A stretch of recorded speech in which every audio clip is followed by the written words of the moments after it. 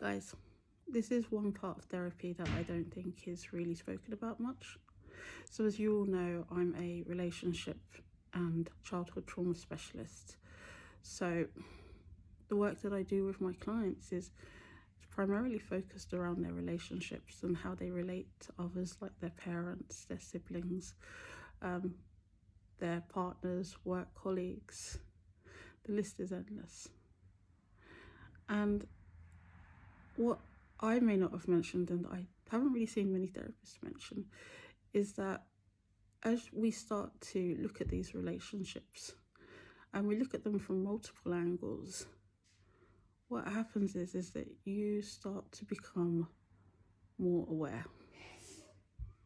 You have an awareness about what people are saying or what people are doing. So for instance, if you're in a relationship with someone and you've become more aware that every time they want to go out, yeah, they always have to start a fight. And you pause and like, why is he starting a fight with me every time he wants to go out? Like, what's going on there? Is it that he knows that I won't call him or that I don't want to talk to him? Yeah. And that can be really irksome because some people just don't want to know that. For others, it could be that you're aware that you really have to put boundaries in place when it comes to your parents. You may have one parent that has needs, and you come to a point where you realize, actually, I can't fulfill all your needs, and I certainly can't meet all your expectations because they're not my own. So when you become aware of when a parent is trying to, in a way, live their life through you, is when you become aware of that, you realize I have to take a step back. And taking that step back from mum, dad, is really hard for a lot of people. It's hard for them to say no. It's hard for them to say, actually, I want to do it this way or I want to do it that way. But they have to, because otherwise they'll just be engulfed by what their parents want. And that's really, really, really hard to detangle from. Because for a lot of my clients, it's, who am I? What do I do if I'm not doing it for them? So it's a case of, in therapy, is them being really aware of when a boundary is about to be crossed, and then having to reinforce them boundaries. Plus, discover who they are. It's really hard when you get that awareness, and it happens also in friendships. When you realize that perhaps you're the friend that is always organizing things, or you're the friend that is saying, let's do this and let's meet up and let's do that. You may always notice that you're designated driver, or when the others decide they want to go out, perhaps you're not always invited. Some of my clients really say to me, I wish I hadn't started therapy because I'm seeing too much and I'm feeling it. But then I say to them, do you want to go back to the way you were before? And they're like, no. But I'm noticing that I don't have as many friends. I'm noticing that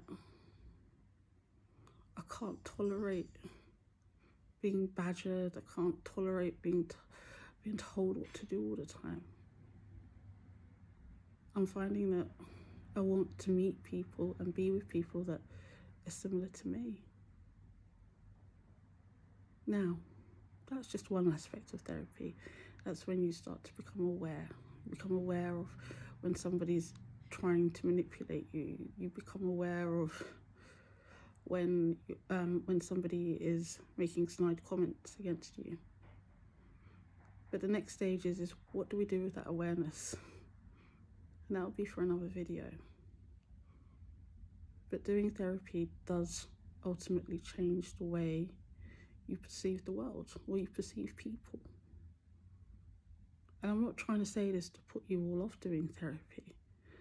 I'm saying it because you have to understand that as a therapist, my job is to examine your relationships with you.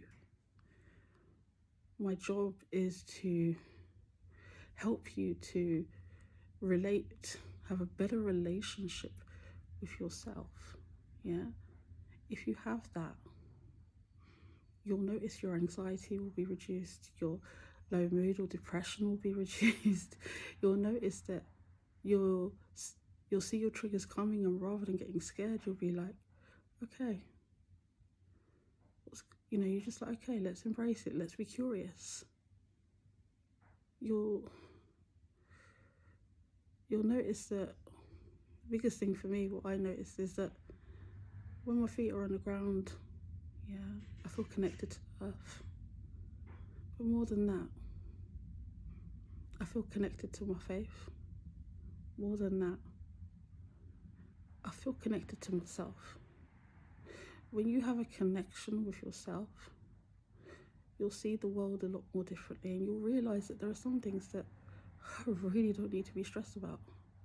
I don't need to get anxious about, and I don't need to get in a low mood about, because you know what? It's all right.